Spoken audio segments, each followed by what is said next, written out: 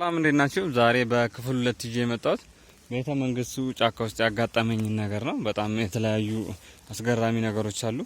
ስለዚህ በዛሬው ጉብኝታችን የምንመለከተው ይሆናል ማለት ነው። አብራችሁን እስከ ቪዲዮ ፍጻሜ እንድትቆዩ። በጣም አስገራሚና ማትጠብቁት ነገር ነው ማሳያችሁ። የጫካውን ስፋት አይታችሁታል አይደል? ባለፈው በክፍል 1 እንደለቀቅኩት በጣም ሰፊ እንደሆነና ውስጡ በጣም ደስ እንደሚል አሳይቻችኋለሁ። በዚህ በክፍል 2 ደግሞ የማሳያችሁ ጫካ ውስጥ የማጠብቋቸው ነገሮች አሉ። የማጠብቋቸው ነገሮች ስል ምን ምንድን ናቸው? እንስሳት ሊሆን ይችላል፣ ወይም ደግሞ የተለያዩ ካምፕ ምሽግ ሊሆን ይችላል ማለት ነው። ስለዚህ እሱን ማሳያችሁ ይሆናል። ስንደርስ ቦታው ላይ ነው ማሳያችሁ። አሁን አልነግራችሁም፣ እንደ ፍንጭ ልንገራችሁ ብዬ እንጂ። ይሄ እንግዲህ የወዳደቁ ዛፎች ናቸው። እዚህ ደስ የሚለው ነገር ተፈጥሯዊ ምንጭ ነገር አለ።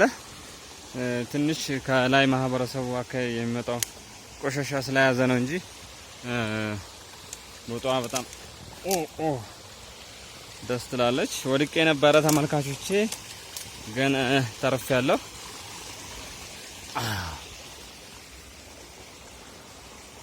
አያችሁት አይደለ?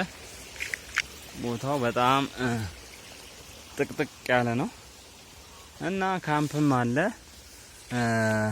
ምሽግ አለ፣ ፎርት ምንለው ማለት ነው። ወደዛ ቦታ ሄጄ ማሳያችሁ ይሆናል። ባይዘው የመጀመሪያው ፎርት ወይም ምሽግ ምንለው አዲስ አበባ ከመመስረቷ በፊት የነበረ አለ። በሌላ ጊዜ በሌላ ቪዲዮ እንሰራላችሁ ይሆናል። ግን በጥቂቱ ከዚህ በፊት የሰራሁት ቪዲዮ አለ። እሱን ገብታችሁ ራሱ ብትመለከቱት ደስ ይለኛል። ምክንያቱም ስለ መጀመሪያው ካምፕ አዲስ አበባ ላይ ስለተሰራው በ15ኛው ክፍለ ዘመን እንደማለት ነው።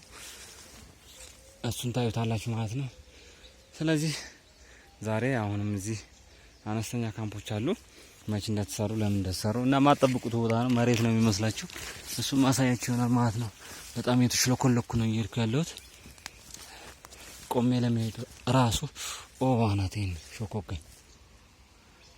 ቆሜ ለመሄድ ራሱ በጣም አስቸጋሪ ቦታ ነው እንደምትመለከቱት ማለት ነው። ስለዚህ ወደ ቦታው እየደረስኩኝ ነው። ግን በጣም አድካሚ ነው። በጣም ቦታው ላይ ማጠብቁት ነገር ነው። በጣም ሴፍ ነገር ነው። ይታያችኋል እዚህ ጋር ይሄ የጅብ ጉሬ ነው ፊት ለፊት ላይ። ሰሞኑ ከፍተኛ ዝናብ ስለነበረ የጅብ ጎሬው አፈር ተደርምሶበት ተደፍኖ ነው። በሌላ ቦታ የጅብ ጎሬ ያለ፣ እሱን የማሳያቸው ነው። ጅብ ጎሬ ማለት ጅብ የሚኖርበት ቤት ማለት ነው። ምንድነው እና ወደ ውስጥ እየሄድኩኝ ነው። ታያችኋል አይደል? መሬቱን ብቻ አልቀረጽኩባችሁ።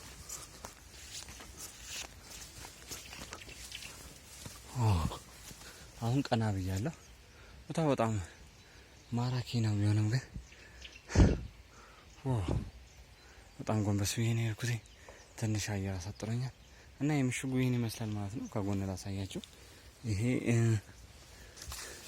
ስታዩት ምንም ላይመስላችሁ ይችላል። ግን ይሄኛው እንደነገሩኝ ከሆነ በሆነ ወቅት ጦርነት ወቅት ላይ ይህን ሲጠቀሙበት እንደነበረ ነግረውኛል።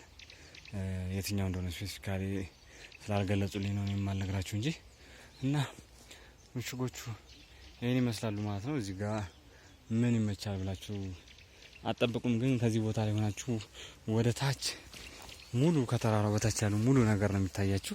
ለዛ ነው እቺን ቦታ የሚጠቀሙባት ማለት ነው።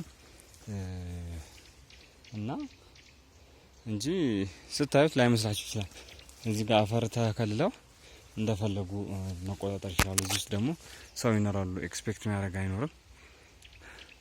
ስለዚህ ይሄን ይመስላል ማለት ነው። ቦታውን አያችሁት አይደል? አሁን እዚህ ቦታ ላይ እንደዚህ ነገር ትጠብቃላችሁ። እንደው ኤክስፒሪየንስ ያለው ምናምን አይነት ሰው ካልሆነ በስተቀር እዚህ አይነት ቦታ ላይ እንደዚህ አይነት ነገር ይኖራል ብሎ ማንም ገስ ያደርጋል ብዬ አልገምትም። እና ዛፎቹም ከግድሜ ቆይታ የተነሳ በየቦታው ወድቀዋል ማለት ነው። ጸጥታነቱ ደስ ይላል። በጣም አየሩ ጸጥ ያለ ነው። ቀጋማ አለ። ቀጋ የምታዩት ከሆነ ፍሬዋን ላሳያችሁ። አያችኋት አይደለ? ቀጋዋ ስንት መስላለች ማለት ነው። አጋምም አለ። ይሄ አጋም ነው። ገና ወቅቱ አሁን የሚያፈራበት ወቅት ስላልሆነ ነው። እና ይህን ይመስላል ማለት ነው ተመልካቾቼ።